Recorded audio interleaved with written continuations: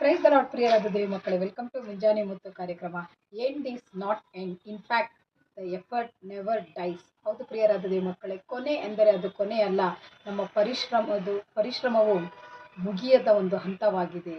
ಹೌದು ಪ್ರಿಯರಾದ ದೇವಿ ಮಕ್ಕಳೇ, ಈ ದಿನದಲ್ಲೂ ಕೂಡ ನಾವು ನೋಡುವುದಾದರೆ ಈ 2025ನೇ ವರ್ಷದ 11 ತಿಂಗಳನ್ನು ನಾವು ಅದ್ಭುತವಾಗಿ ಹಾದು ಬಂದು ಈ 12ನೇ ತಿಂಗಳಿನ ಮೊದಲನೇ ದಿನವನ್ನು ಕಾಣುವಂತೆ ಯೇಸು ಕ್ರಿಸ್ತನು ಕೊಟ್ಟ ಮಹಾಕೃಪೆಗಾಗಿ ಆತನಿಗೆ ಕೋಟಿ ಕೋಟಿ ವಂದನೆಗಳನ್ನು ಸಲ್ಲಿಸುತ್ತಾ, ಪ್ರಿಯರಾದ ದೇವ ಮಕ್ಕಳೇ, ಈ ತಿಂಗಳು ಆ ಮೊದಲನೇ ದಿನವನ್ನು ಕಾಣುವಾಗ ನಾವು ಅಂದುಕೊಳ್ಳಬಹುದು, ಈ 2025ನೇ ವರ್ಷ ಮುಗಿದು ಹೋಯಿತು, ನಾವು ಬೇಡಿದ ಅನೇಕ ಪ್ರಾರ್ಥನೆಗಳಿಗೆ ಇನ್ನೂ ಉತ್ತರ ಸಿಕ್ಕಲಿಲ್ಲ, ನಾವು ನಿರೀಕ್ಷಿಸಿದ ಅನೇಕ ಕಾರ್ಯಗಳಲ್ಲಿ ಇನ್ನೂ ನಮಗೆ ಜಯ ದೊರಕಿಲ್ಲ, ಅಥವಾ ನಾವು ಬಯಸುತ್ತಿರುವ ಯಾವುದೋ ಒಂದು ವಿಷಯ ಇನ್ನೂ ನಮಗೆ ಬಂದು ಸಿಕ್ಕಲಿಲ್ಲ ಎಂಬುದಾಗಿ ಕಾಯುತ್ತಿರಬಹುದು, ಪ್ರಾರ್ಥನೆ ಮಾಡಿ ಸೋತಿರಬಹುದು. ಆದರೆ ಪ್ರಿಯರಾದ ದೇವ ಮಕ್ಕಳು, ಈ ಕೊನೆಯ ತಿಂಗಳಿನಲ್ಲಿ, ಆ ಕೊನೆಯ ಹಂತದಲ್ಲಿ ದೇವರು ಕೂಡ ನಮ್ಮ ಜೊತೆ ಇದು ನಡೆಸುವನಾಗಿ ನಮಗೆ ಒಂದು ವಿಷಯವನ್ನು ತಿಳಿಸುತ್ತಿದ್ದಾನೆ. ಅದೇನೆಂದರೆ, ಈ ಕೊನೆ ಎಂದರೆ ಅದು ನಿಜವಾದ ಕೊನೆಯಲ್ಲ.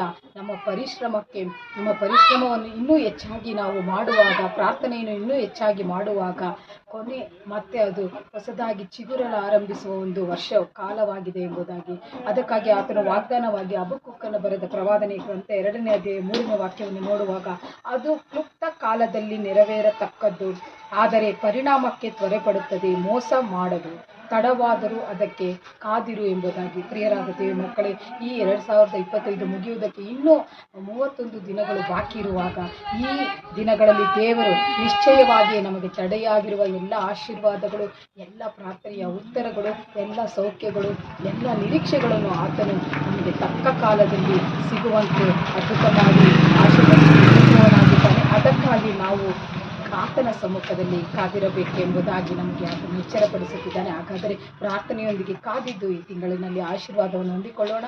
ದೇವರು ಈ ವಾಕ್ಯ ಭಾಗದ ಮೂಲಕ ನಮ್ಮನ್ನು ಆಶೀರ್ವದಿಸಲಿ. God bless you. Have a nice day.